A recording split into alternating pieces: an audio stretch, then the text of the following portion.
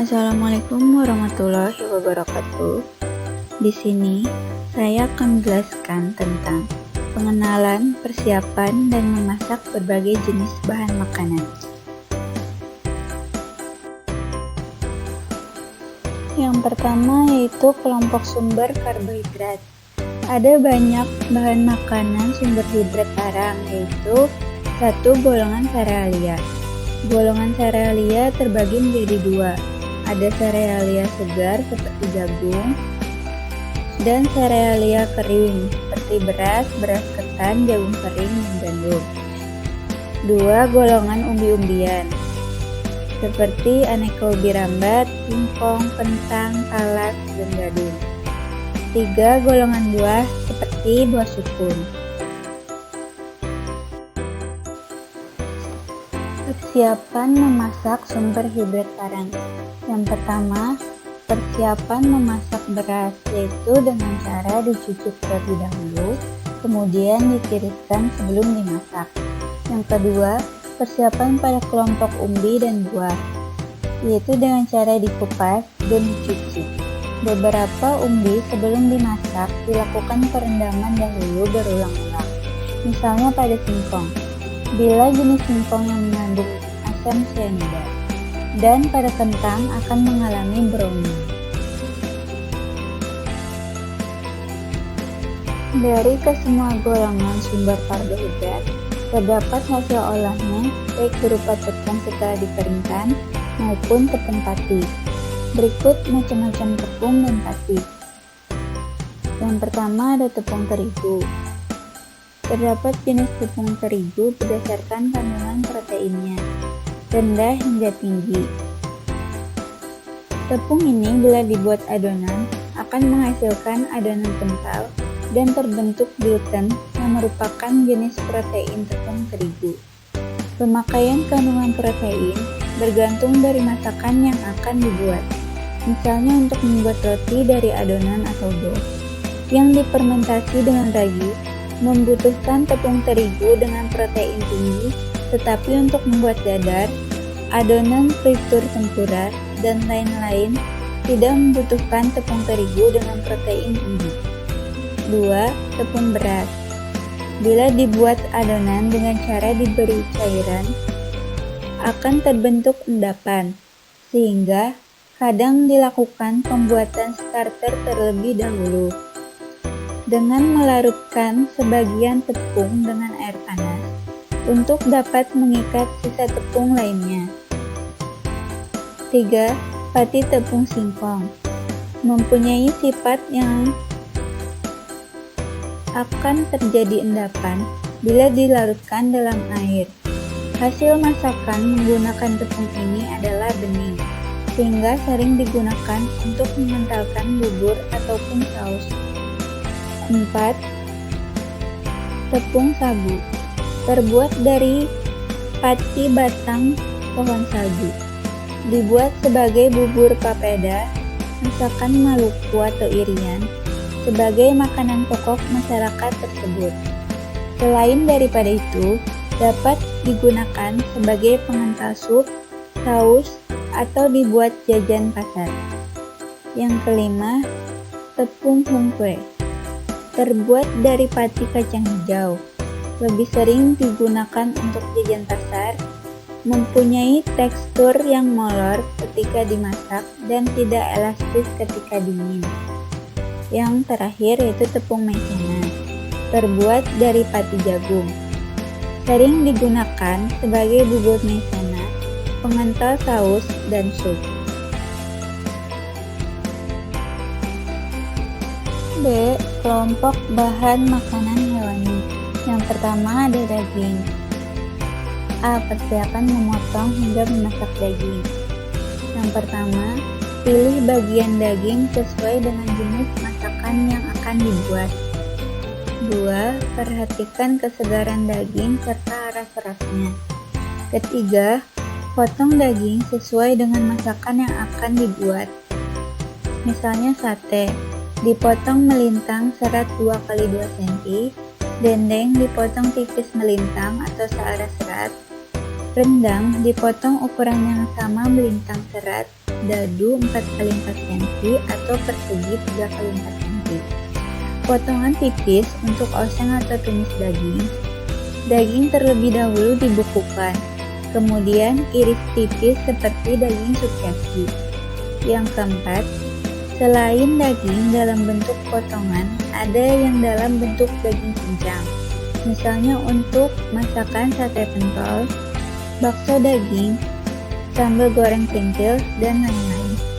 Daging giling tidak perlu dicuci, karena bila dicuci, jus atau sari daging akan terbuang. Bentuk tekstur daging terlalu lembek atau bahkan hancur dan rasa tidak gurih membuat rolade daging giling. Terkadang agar tekstur menjadi lebih empuk dan mudah dipotong setelah matang, diberi roti tawar yang dilembabkan, atau bila tidak ada bisa digantikan dengan tepung roti atau tepung tempura.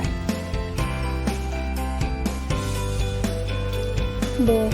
Persiapan memasak daging, mengumpulkan, dan memberi bumbu. Pertama, beberapa masakan sebelum diolah ada yang dilakukan dengan merendam bumbu atau marinade. Apakah bumbu dalam keadaan mentah atau bumbu dimatangkan? Misalnya pada sate berbumbu matang, proses merendam bumbu kurang lebih selama 10-60 menit. Kedua, beberapa ada yang memerlukan perlakuan diempukkan terlebih dahulu. Untuk sate mentah seperti kambing atau sapi, sebaiknya daging tidak dicuci. Bila perlu diempukkan dengan menambah pepaya atau dibungkus daun pepaya. Lakukan sebelum memasak selama kurang lebih 1 jam. Daun pepaya sedikit dimemarkan dan daging dibungkus rapat. Ketiga, proses mengempukkan daging yang lain adalah dengan cara merebus terlebih dahulu. Semakin tinggi suhunya, semakin empuk. Artinya, dengan alat pressure cooking, maka daging akan cepat empuk. Keempat, mengempukkan daging. C. Dengan cara rendam. Cairan beralkohol seperti anggur minuman, cuka anggur, seri, angciu, cuka dan jeruk nipis dapat menggunakan serat.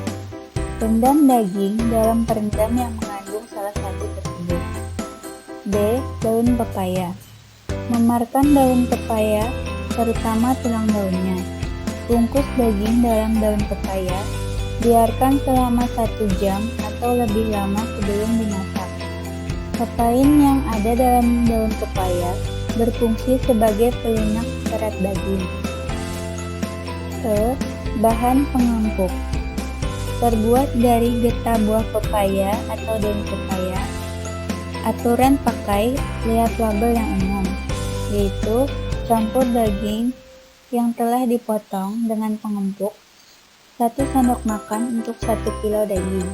Diamkan 20 menit, cuci, dimasak. F. Dipukul-pukul. Tujuan memutus serat-serat daging. Dilakukan ketika membuat empal atau dendeng. Sebaiknya dihindari sari daging keluar. Mengurangi dengan cara dipukul-pukul dengan daging dimasukkan dalam plastik. G. Dilayukan. Cara yang dianjurkan, biarkan daging dalam lemari es selama 1-2 hari. Warna akan sedikit buram, tetapi rasa tetap bagus. Ketika dimasak, daging lebih empuk. H. Nanas parut. Bisa digunakan untuk mengempukkan daging, tetapi rasa daging akan berubah karena aroma nanas lebih kuat. Cuci dahulu sebelum dimasak.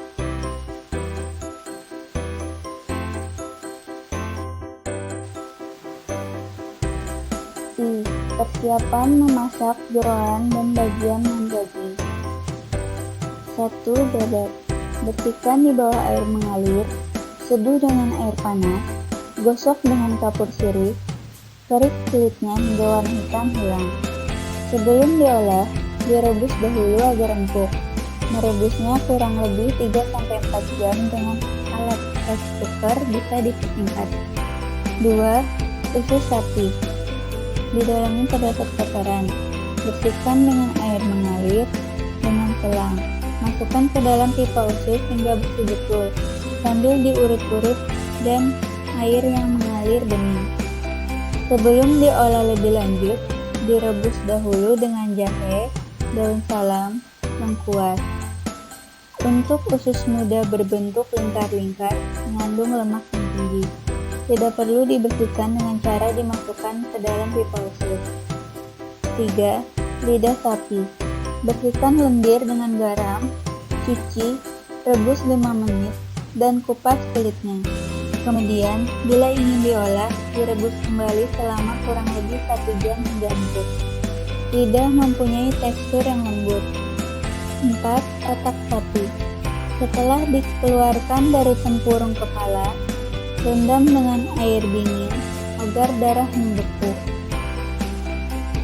Ganti-ganti airnya, atau setelah dicuci, dikukus sebentar dan buang guratan saraf utama.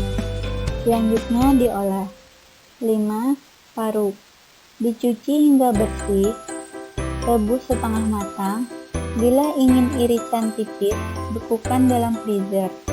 Kemudian diiris tipis, diolah keripik paru, dendeng paru, dan lain-lain. 6. Kikil. Merupakan kulit kaki sapi. Bersihkan dari bulu-bulu, kupas kulit keras, rebus dan buang air perebus berulang 2-3 kali untuk mengurangi lendir. 7. Cingur sapi, yaitu moncong mulut sapi. Pada masakan rujak cingur, bagian ini digunakan. Sebelum diolah, rebus dahulu setengah matang, kemudian kupas kulitnya. 8. Buntut sapi. Lemak yang berlebih dibuang, rebus dengan jahe, daun salam, dan lain-lain. Buang air perebus dan rebus kembali dengan air perebus yang baru. Mulailah dari air dingin agar kaldu yang dihasilkan tidak anis.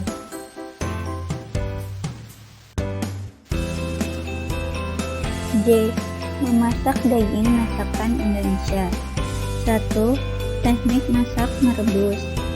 Contohnya seperti soto, asam-asam daging, pindang daging, rawon, sambal goreng, gulai, rendang, kari, sabet daging.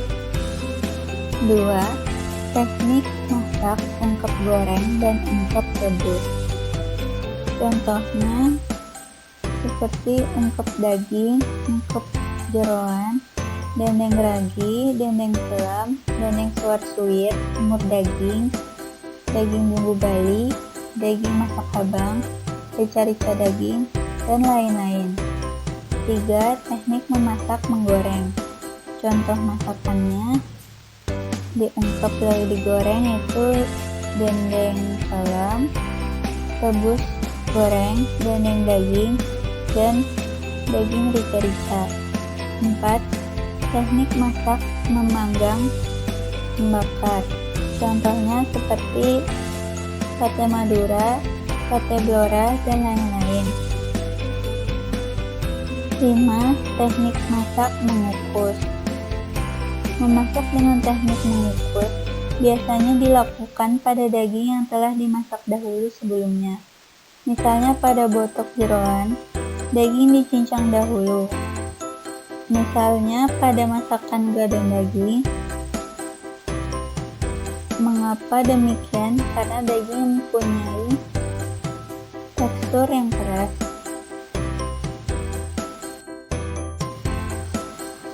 K. Keberhasilan memasak daging. Memasak makanan terbuat dari daging dikatakan berhasil tidak saja dari bumbu yang tepat, bentuk akhir masakan yang benar, bumbu yang meresap. Hal yang paling utama dari hasil masakan daging ialah dapat dimakan dengan nikmat, yaitu tidak keras, alot, atau liat. Kedua, telur. A. Fungsi telur dalam kuliner. 1. Sebagai perekat atau pengikat. Karena sifat protein adalah menggumpal, maka putih telur yang mengandung protein lebih tinggi digunakan dalam merekatkan adonan, misalnya pada saat membuat perkedel. 2. Sebagai pengental. Fungsi ini dikaitkan dengan kemampuan emulsi pada bagian kuning telur. 3.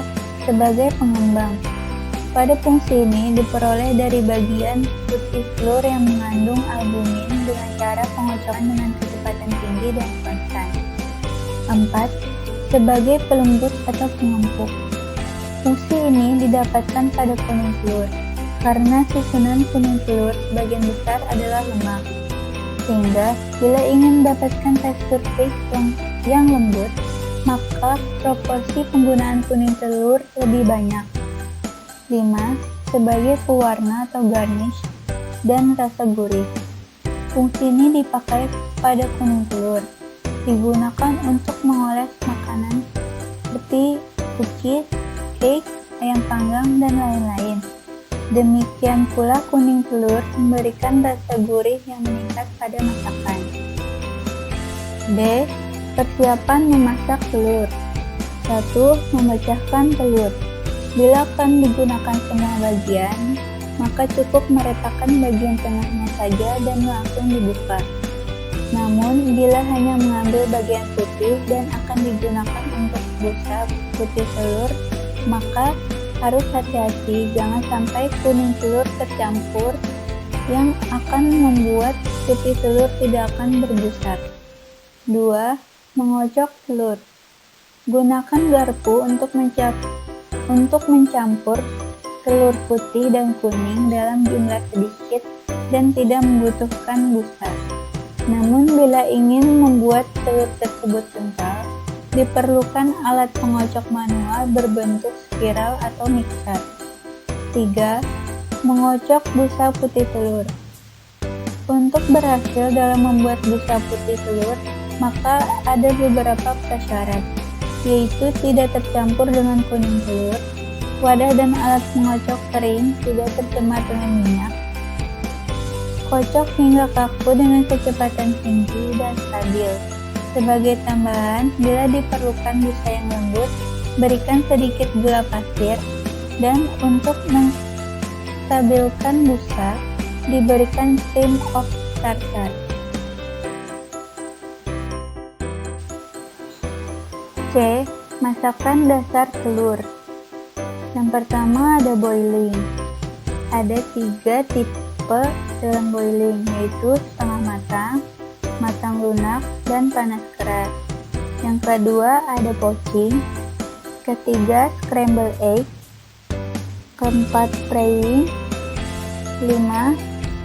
Pan frying egg. 6. Omelet. Omelet terdapat 3 tipe, yaitu folded omelet, flat omelet, dan super omelet. Yang ketujuh dikukus atau steam, dan yang terakhir bain-marie dalam oven. Ketiga, ayam dan unggas.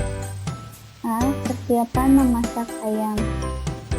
Yang pertama yaitu membersihkan bulu halus dengan cara digarang di atas api, memotong kuku, paruh dan kulit kasar pada bagian kaki, mengeluarkan jeroan dan kotoran yang ada serta mencuci bersih dengan air mengalir bagian luar dan dalam. 2. Memotong ayam. 3. Bagian potongan ayam yang dapat dikerjakan sesuai dengan masakan yang akan dibuat. 4. Mengikat ayam untuk dimasak utuh dan diisi pada bagian rongga badan. Pada masakan kontinental terdapat teknik masak di mana ayam dimasak dalam potongan utuh. Salah satunya roasting. Agar bentuk posisi ayam bagus, pada kaki bagian atas diikat dengan benang. 5. Membumbui ayam. Merendam dengan bumbu, Mempersiapkan ayam untuk dimasak setelah memotong adalah memberikan bumbu. Ayam negeri dagingnya mudah sekali empuk, sehingga pemberian bumbu dapat dilakukan ketika mentah atau marinade ataupun dimatangkan setengah matang dengan cara mengungkep. Untuk masakan berkuah, banyak dan bersantan pun disarankan untuk diungkep terlebih dahulu agar bumbu meresap. B. Memasak ayam. Daging ayam mempunyai rasa yang netral. Sifat ini menjadikan banyak sekali masakan yang bisa dibuat dari ayam. Dari resep berbahan dasar daging sapi, ikan, atau nabati bisa digantikan dengan bahan ayam. Lama memasak dipengaruhi dari jenis ayam yang dipilih. Pada masakan Indonesia, jenis masakan yang dapat dibuat aneka jenis ayam goreng dengan berbagai macam bumbu. Teknik masak dapat diungkep terlebih dahulu. Teknik masak media air dapat dibuat aneka jenis soto, perkedel kukus, skutel ayam, pindang ayam, pepes ayam, tim ayam. Begitu juga teknik masak kering, aneka ayam panggang dengan berbagai bumbu. Yang terpenting adalah diproses memberikan bumbu agar bumbu yang diberikan meresap. Keempat, ikan. A. Jenis ikan, yaitu yang pertama ada ikan air laut. Ciri yang diperhatikan untuk kuliner adalah mempunyai daging yang padat, tidak ada duri di antara daging ikan, berlemak padat dan lebih tinggi. Contoh ikan air laut yaitu ikan tongkol, ikan tenggiri, ikan tuna, ikan paus, dan lain-lain. Kedua, ikan air tawar.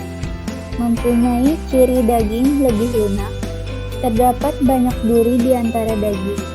Contohnya seperti ikan mas, ikan mujair, ikan sepat. Terdapat jenis ikan peralihan air tawar dan air asin, yaitu ikan bandeng.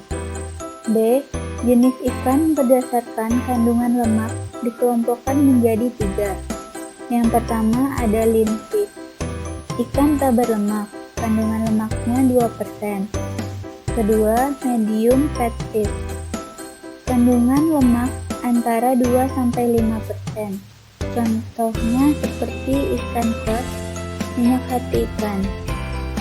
3. Fat fish. Ikan berlemak tinggi, lebih dari 5%. Pigmen warna lebih banyak, warna lebih kuning atau pink dibanding lean fish. Contoh ikan salmon, makarel, dan ikan herring. C. Penggolongan ikan berdasarkan bentuk badan. Yang pertama ada flatfish, bertubuh agak gepeng atau tipis, umumnya hidup dekat dasar laut. Jenis ikan yang bertubuh pipih misalnya ikan bawal hitam, bawal putih, ikan pari, dan ikan lidah. Yang kedua, round fish, ikan yang bertubuh agak lonjong dan kembung. Contohnya seperti ikan tongkol, tenggiri, makarel, dan salmon. D. Memilih ikan segar. Yang pertama, kesuksesan memasak hidangan ikan adalah salah satunya kesegaran. Yang kedua, ketika memilih ikan, pergunakan indera untuk memilih ikan yang segar. Selain daripada itu, komponen bioaktifnya seperti protein, mineral, omega 3, dan lain-lain.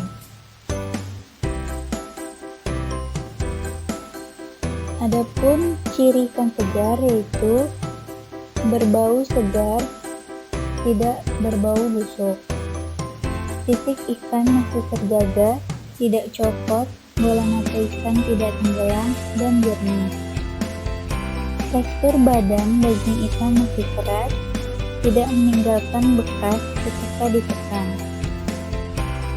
dan insang masih utuh lembaran berwarna merah segar.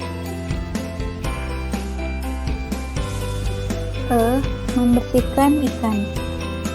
Sebelum dimasak, ikan dibersihkan dari jeroan ikan, insang, dan sisik ikan. Ikan air laut bersisik lebih keras dan kadang tidak mengandung sisik. Buang sirip ikan yang terlalu panjang. Dapat menggunakan pisau ataupun gunting masak. Pembersihan ikan dilanjut dengan mencuci ikan dari kotoran dan darah. Kualitas mencuci ini membuat mutu masakan dari ikan lebih baik. Rasa amis dari darah hilang. F. Potongan ikan. Yang pertama ada whole, yaitu memasak ikan dalam bentuk utuh, hanya dibersihkan isi perut dan insangnya saja. Yang kedua, breast piece, bentuk potongan ikan di mana kepala, semua sirip termasuk ekor, kecuali yang memiliki jeroan dikeluarkan. Yang ketiga, loin, potongan ikan bagian utama dari ikan bulat besar yang berada di atas tulang belakang, atau disebut potongan punggung atas. Terdapat pada ikan tuna dan marlin. 4. Fillet, merupakan cara memotong ikan dimulai dari sisikan tulang belakang. Kelima, steak atau dern, jenis potongan melintang tebal dari ikan bundar, tegak lurus dengan tulang belakang. 7. Butterfly fillet, dilakukan pada ikan kecil seperti makarel dan sarden. G. Membumbui ikan, memberikan bumbu pada ikan agar meresap perlu diberi waktu. Disarankan ketika memarinasi ikan, disimpan dalam wadah tertutup dalam lemari es. Fungsinya untuk menjaga kesegaran dari ikan, sekaligus kesegaran dari bumbu yang digunakan. H. Memasak ikan. Yang pertama, perbedaan kandungan lemak, bentuk ikan, merupakan salah satu faktor untuk menentukan pemilihan metode memasak, terutama masakan kontinental. Ikan tak berlemak dan berlemak sedang, apabila dimasak akan mudah menjadi kering bila terjadi overcooking. Yang kedua, metode memasak panas basah, terutama poaching, sangat cocok untuk jenis lean fish, karena metode ini mampu mempertahankan moistness. Ketiga, menjaga kesegaran ikan. Keempat, ketika daging ikan dijadikan pure ikan untuk masakan bakso misalnya, maka ketika menggiling ikan tersebut harus diberi es batu agar pure ikan tetap segar. Kelima, memasak ikan tidak membutuhkan waktu yang lama. Adapun cara memasak ikan yaitu menggoreng, mengukus atau merebus, stir frying, dan dengan cara di microwave.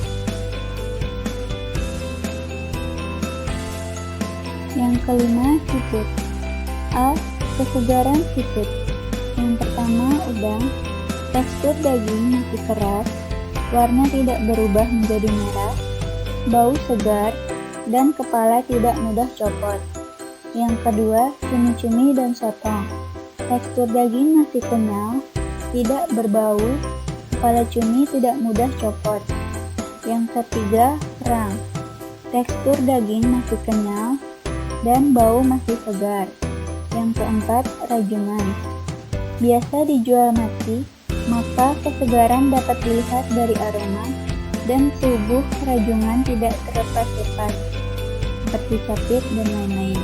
Yang kelima, kepiting, dijual dalam keadaan hidup. B. Persiapan memasak. Yang pertama, udang. Adapun cara-cara untuk membersihkan udang terdapat pada gambar. Yang kedua, bersihkan cumi dan sotong bisa dilihat pada gambar, dan bersihkan rajungan atau kepiting bisa dilihat pada gambar juga. C. Memasak siput. Bahan makanan siput mempunyai tekstur daging yang lunak. Semakin segar maka semakin empuk bila dimasak. Kata kunci dari memasak siput, semakin lama dimasak akan semakin awet, dan rasa manis dan enak pun akan berkurang. Upaya tidak overcooking dalam membuat masakan siput itu misalnya menemui sotong agar tidak terlalu lama, gansing dahulu sotong baru lakukan pemotongan. Bakar cumi tidak terlalu lama sambil diberi bumbu. Bila akan dimasak gulai, masukkan cumi pada saat bumbu dalam gulai sudah terasa matang benar. Bumbu yang sederhana akan menonjolkan rasa nikmat dari hidangan siput. Dalam hidangan kontinental, jarang siput dijadikan main course, kecuali yang ukurannya besar seperti lobster. Masakan siput akan didapatkan berat matang yang sangat sedikit dibandingkan ketika berat mentah. Oleh karena itu, pemilihan siput dalam sajian perlu dihitung perubahan berat mentah dan berat matangnya. Keenam, protein nabati. A. Tempe. Yang pertama ada macam-macam tempe, yaitu tempe kedelai, tempe koro, tempe gembus, tempe bungkil, dan tempe bongkrek. Yang kedua, persiapan memasak tempe. Tempe mempunyai rasa yang khas, yaitu bau langu. Untuk sebagian orang, rasa langu ini tidak terlalu mengganggu, namun sebagian orang merasa bau langu ini mengganggu cita rasa. Persiapan menangani tempe untuk mengurangi langu adalah dengan memasak sebentar, seperti dikukus dahulu sebelum dibuat perkedel atau digoreng setengah matang. Yang ketiga, memasak tempe. Tempe memang asli bahan pangan dari Indonesia. Namun, kita dapat membuat aneka masakan kontinental dengan bahan dasar tempe. B. Tahu. Adapun macam-macam tahu yaitu tahu Cina, tahu kuah, tahu putih, dan tahu Bandung. C. Oncom, khas Sunda. Ada dua macam, yaitu oncom merah dan oncom hitam. D. Produk lain yaitu susu, tauco, dan kecap. E. Kacang-kacang kering. Yang pertama, persiapan masak kacang-kacangan, yaitu dengan cara merendam kacang-kacangan dapat memperingan proses memasak. Waktu merebus menjadi lebih cepat. Ada beberapa teknik dalam merendam kacang kering, yaitu rendaman ringan, rendaman panas, rendaman cepat, dan rendaman bebas gas. Kedua, memasak kacang-kacangan. Setelah direndam, kacang direbus dengan dimulai dari air dingin. Tujuan agar proses air panas akan masuk dalam dinding sel kacang secara perlahan, dan dinding sel kacang tidak mengeras. Pada saat merebus, tidak diberikan bumbu berupa garam dan gula, karena akan membuat kacang tidak mau pecah dan sulit empuk. Kacang-kacangan yang akan digunakan untuk isi beberapa kue yang nantinya akan dijadikan pure, maka sebaiknya tidak dengan teknik boiling, tetapi dengan teknik steaming. Setelah dikukus dan kacang lunak, haluskan, beri gula, girangkan kembali di atas api dengan wajan sambil diaduk-aduk. Kacang-kacangan dalam bentuk basah dapat langsung direbus, namun tetap tidak menambahkan garam ketika merebus. Berikut contoh produk, yaitu kacang kedelai. Ketujuh, sayuran. A. Jenis sayuran. Yang pertama, bentuk-bentuk sayuran, yaitu ada sayuran daun seperti bayam, kangkung, daun katuk, sembayung, ubi, belakai atau pakis. Yang kedua, sayuran buah seperti terong, pare, labu siam, labu air pare, dan tomat. Sayuran bunga seperti kembang kol, bunga pepaya, brokoli, dan bunga turi. Sayuran tunas seperti toge, kacang kedelai, kacang hijau, wijen, rebung, dan asparagus. Sayuran akar atau umbi seperti wortel, lobak, radish, beet, kentang. Dan yang kedua, warna sayuran.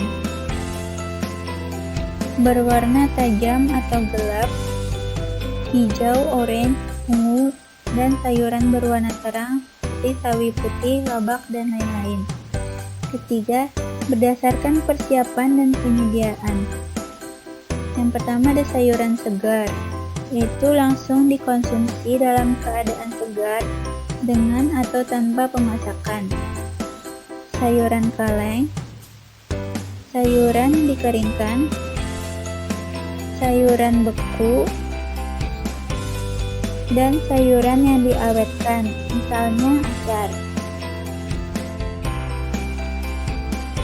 B. Persiapan dan memasak kelompok sayuran. Yang pertama, menyiangi. Pada sayuran daun, mengambil bagian yang bisa dimakan, tidak tua dan tidak keras. Yang kedua, mengupas. Upayakan tidak terlalu tebal hingga tidak banyak yang terbuang. Lakukan dengan alat khusus untuk mengupas atau dengan pisau yang tajam. Yang ketiga, mencuci sayuran. Lakukan pada saat sayuran belum dipotong-potong kecil. Yang keempat, memotong. Dalam memotong, pada istilah-istilah dalam pemotongan sayuran yang dijadikan standar dalam masakan internasional. Potongan sayuran dalam dapur kontinental banyak ragam nama potongan tergantung dari penggunaan untuk hidangan apa saja. Misalnya untuk sup, untuk pendamping main course, untuk salad, dan lain-lain.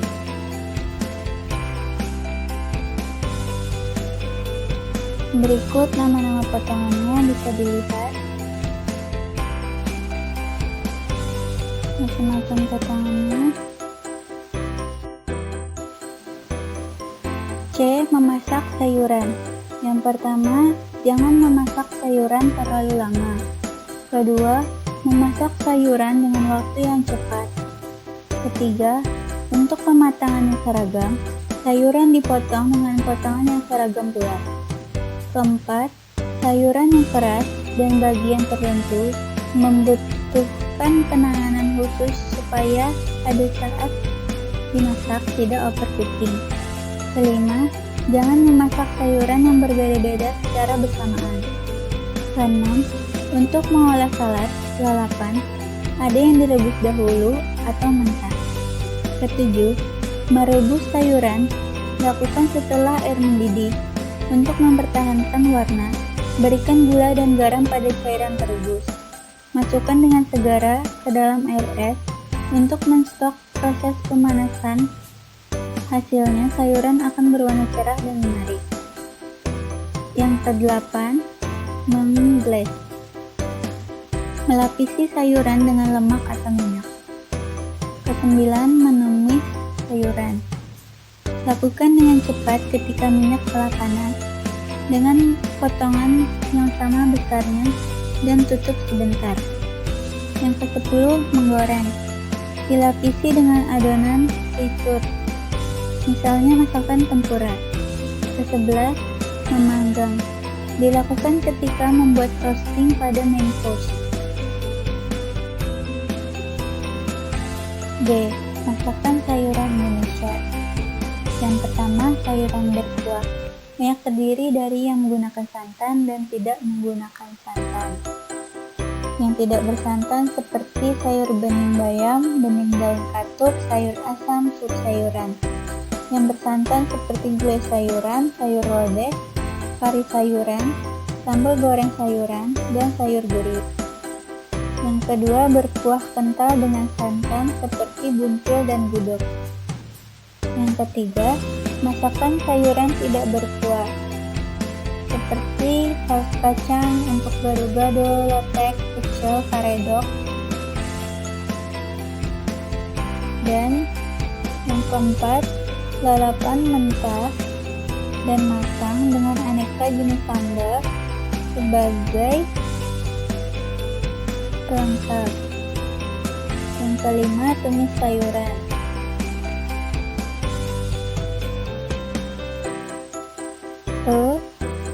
Tips dan saran memasak sayuran.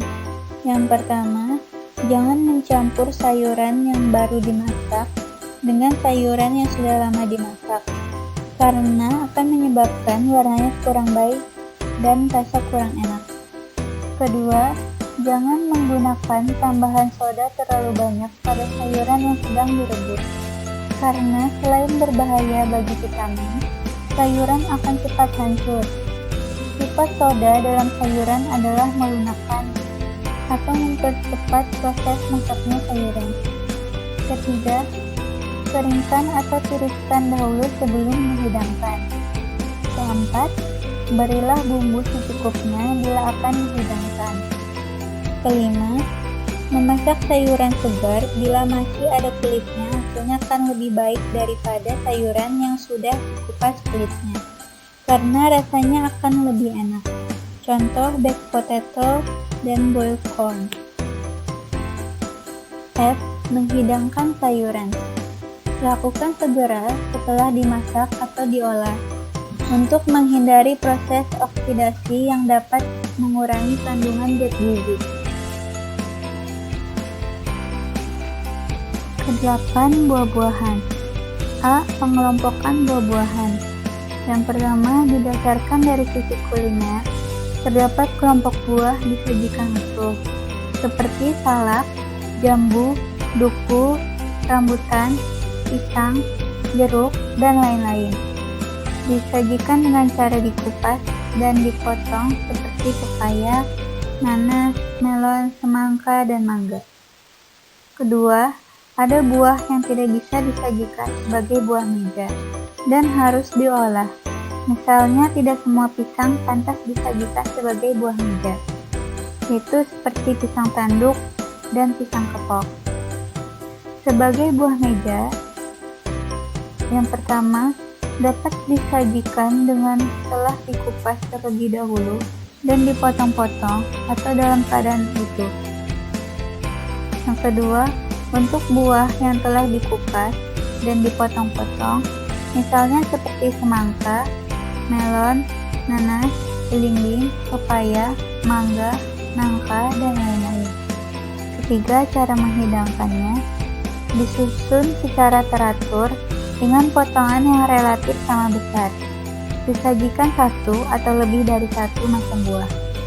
Yang keempat, perhatikan untuk menyajikan buah yang telah dikupas dan dipotong. Ada beberapa jenis buah yang mengalami browning, misalnya seperti jambu biji, jambu air, apel, dan belimbing. Yang kelima, untuk mencegahnya, dapat dengan cara diberi air perasan jeruk nipis atau direndam dengan air garam. B. Pengelompokan buah berdasarkan jenis buah. Misalnya kelompok jenis jeruk, jenis mangga, jenis apel, jenis anggur, dan lain-lain. C. Persiapan mengolah, memasak buah. Memotong buah. Penting diperhatikan memilih alat potong yang tepat. Pisau yang dipergunakan tidak menimbulkan browning dan berubah warna, sehingga pilih pisau stainless steel. D. Mengolah buah. Yang pertama, tidak dimasak seperti buah potong, rujak, asinan, minuman buah, jus, dan sari buah. Yang kedua, dimasak. Dibuat puding buah, koktail atau es buah, dan sisik buah. Minuman buah. Jus dan sari buah bila ditambahkan yogurt dan sereal akan menjadi smoothie. Bila ditambahkan minuman bersoda menjadi punch buah. Bila ditambahkan es krim dan susu akan menjadi shake buah. 9.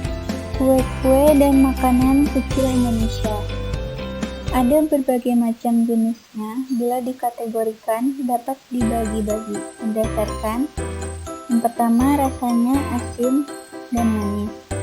Kedua, cara pengolahannya yaitu dikukus, panggang, bakar, dan goreng. Yang ketiga, bentuk. Itu ada kue basah dan kue kering. A. Bahan dasar yang digunakan yang pertama ada umbi India seperti singkong, ubi rambat, talas, kentang, dan lain-lain.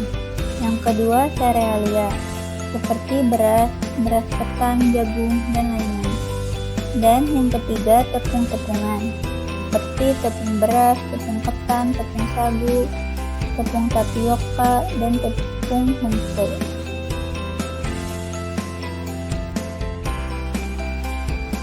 B. Bahan pelengkap snack Indonesia. Yang pertama ada kacang-kacangan seperti kacang hijau, kacang tanah, kacang tolo, kacang kedelai, dan wijen. Yang kedua telur. Ada telur ayam kampung, telur bebek, dan telur ayam negeri. Lemak seperti santan, kelapa, minyak, dan margarin. Gula, gula merah, gula aren, gula palem, dan gula pasir. Bahan tambahan seperti air kapur sirih, pewarna alami, pemberi aroma alami, air abu merang, dan raibu. C. Bahan pengemas atau pembungkus. Kue tradisional Indonesia mengenal bahan pengemas alami yaitu daun pisang yang muda dan tua, daun kelapa, dan lain-lain dengan berbagai nama untuk bentuk bungkusan tersebut. D. Teknik pemasakan. Yang pertama, menguleni. Mengaduk atau mengocok adonan dengan tangan agar adonan kue tidak pecah sewaktu dimasak, serta lentur, lembut, dan legit untuk adonan yang padat. Misal kue onde-onde. Diuleni hingga kalis, yaitu tidak lagi lengket di tangan dan sudah mudah dibentuk untuk adonan yang cair. Yang kedua, menggoreng. Berbeda dengan memasak yang bukan kue, kadang untuk kue menggorengnya dimulai dari minyak dingin atau hangat agar tidak pecah. Misalnya sewaktu menggoreng onde-onde atau putih. Yang ketiga, mengukus. Memasukkan adonan setelah air mendidih agar kue tidak basah terkena air uap, maka tutup dandang dibungkus serbet. Yang keempat, merebus. Dimulai dari air mendidih agar kue tidak menempel di dasar panci. Selanjutnya, masak dengan api sedang agar kue tidak meletus, misalnya pada klepon.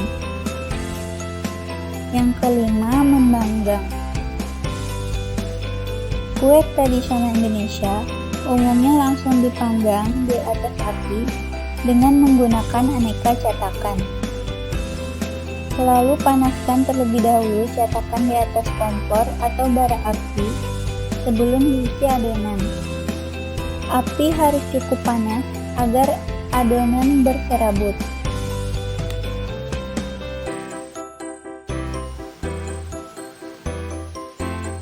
Ke-10. Mengenal aneka cetakan kue tradisional. Yang pertama, mangkuk-mangkuk besar dan kecil dari keramik dan aluminium, misalnya untuk kue talam dan kue mangkuk. Yang kedua, cetakan serabi dan apem, terbuat dari tanah liat yang dibakar dan dibentuk seperti wajan. Memasaknya di atas bara arang agar aromanya sedap, tetapi ada juga yang terbuat dari baja. Ketiga, cetakan bekang berpikis, terbuat dari kuningan. Sebelum memasukkan adonan, olesi dengan minyak, tutup cetakan agar panas 5-10 menit. Yang keempat, cetakan kue cake, terbuat dari kayu, dan cara menggunakannya, setelah diolesi dengan minyak, masukkan adonan, dan untuk mengeluarkannya, sedikit diketok terbalik agar adonan turun. Yang kelima, loyang. Misalnya digunakan untuk kue lapis. Dan sebelum digunakan, diolesi dahulu dengan minyak dan cetakan dipanaskan agar tidak lengket dan dapat pula menggunakan cetakan anti lengket. Ke-11, menangani cetakan. Cetakan dari tanah liat dan kuningan memerlukan penanganan khusus sebelum digunakan. Terlebih lagi bila cetakan tersebut baru. Yang pertama, bersihkan dahulu, diusap-usap dengan ampas kelapa sampai mengkilat. Setelah dipakai, olesi dengan minyak. Jangan dicuci agar sewaktu dipakai kembali kue tidak lengket. Yang kedua, direndam dengan minyak goreng sebelum digunakan.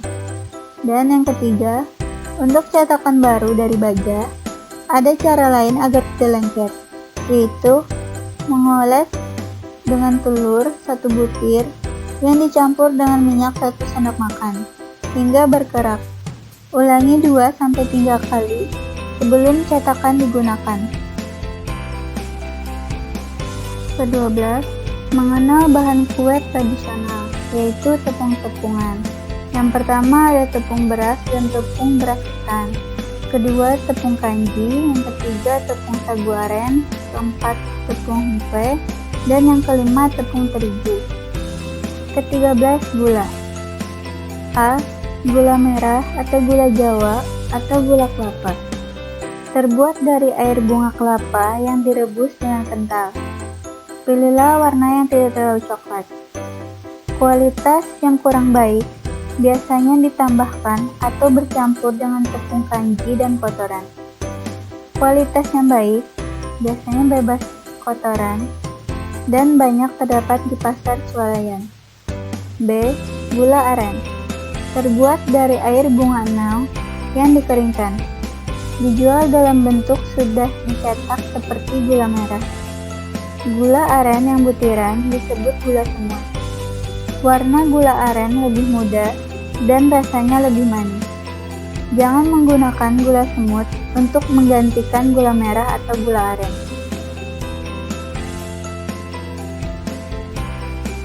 Ke-14, santan. Diperoleh dari kelapa yang diparut. Pilihlah kelapa yang tua, yang kulitnya coklat tua dan kering. Kupas kulitnya agar santan yang dihasilkan putih. Terdapat beberapa jenis santan, yaitu santan kental, santan encer, santan instan, dan membuat santan sendiri, tidak diparut. Ke-15, pewarna dan pemberi aroma membentuk adonan. Yang pertama ada pewarna alami, biasanya menggunakan pandan shiji. Yang kedua air pandan. Yang ketiga pewarna sintetis, umumnya dalam kemasan botol bentuk cair dan juga bentuk bubuk, tetapi jarang dan banyak yang dipasukkan. Yang keempat air kapur sirih. Yang kelima abu merang yang digunakan sebagai pewarna hitam. Yang ke-16 membuat kue dengan ragi. Ragi dapat dikategorikan tumbuhan, kapang atau jamur. Tape dalam masakan kue tradisional Indonesia dapat digunakan sebagai ragi. Prinsipnya, ragi menghasilkan gas atau karbon dioksida dari hasil perlaian karbohidrat dalam adonan. Sehingga, beberapa saat setelah ragi dicampurkan ke dalam adonan, maka adonan akan terdorong gas yang dihasilkan. Ragi gis bentuk bulat kecil-kecil atau granule, dikemas botol kecil. Penggunaannya tidak boleh langsung dicampur adonan, tetapi dilarutkan dahulu dengan air sungsam kuku dan sedikit gula pasir, sehingga menjadi adonan biang. Diamkan hingga berbuih, baru dapat digunakan. Bila tidak terjadi buih, kemungkinan ragi sudah rusak dan harus ganti. Ragi instan bentuk juga granule dan langsung dapat dicampur ke adonan. Tidak perlu dibuat adonan biang. Dijual kemasan saset dengan merek Parmipan dan lain-lain.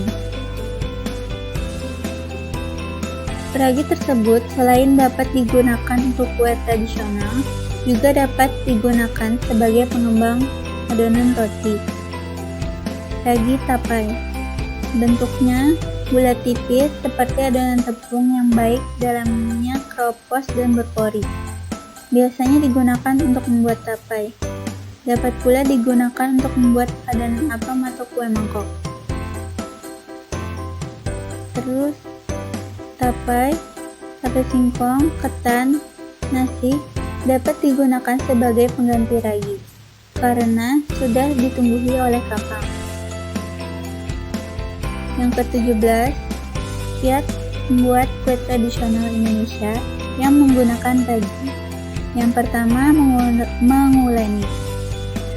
Adonan kue beragi tidak sama dengan roti, lebih cair, sehingga adonan harus diuleni sambil ditepuk dengan tangan sampai adonan terasa lembut. Kedua, mengembangkan atau fermentasi. Setelah diuleni, adonan harus didiamkan agar mengembang. Selama menjalani proses fermentasi, tutup adonan dengan serbet atau plastik. Simpan di ruangan yang hangat agar adonan lebih cepat mengembang.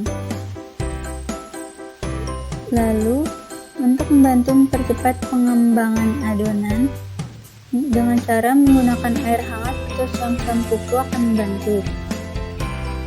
Merangsang berkembangnya kapang. Pakai air kelapa sebagai pengganti air, karena air kelapa bersifat basa atau alkali sebagaimana soda. Air kelapa yang digunakan tidak boleh berumur lebih dari 2 hari. Bila menggunakan air biasa, tambahkan setengah sendok teh soda kue atau baking powder. Keempat, memasak adonan. Memasak adonan kue yang beragi membutuhkan panas yang cukup tinggi agar adonan dapat mengembang dengan baik. Cara memasaknya dikukus atau dipanggang. Untuk memperoleh hasil yang baik, cetakan harus dipanaskan terlebih dahulu. Tanda cetakan telah panas. Bila adonan dituang ke dalam cetakan, akan cepat mekar bila dikukus, dan bunyi mendesik bila dipanggang. Bila ragi tidak memuai. Yang kelima, jika menggunakan ragi instan, terlihat ragi tidak bekerja dengan baik atau tidak memuai dengan baik, segera tambahkan ragi ke dalam adonan dan tepuk-tepuk adonan supaya tercampur dengan baik, dan perpanjang masa fermentasi agar memuai lagi.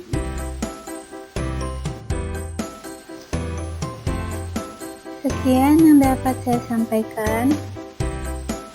Salah hilap mohon maaf. Wassalamualaikum warahmatullahi wabarakatuh. Terima kasih.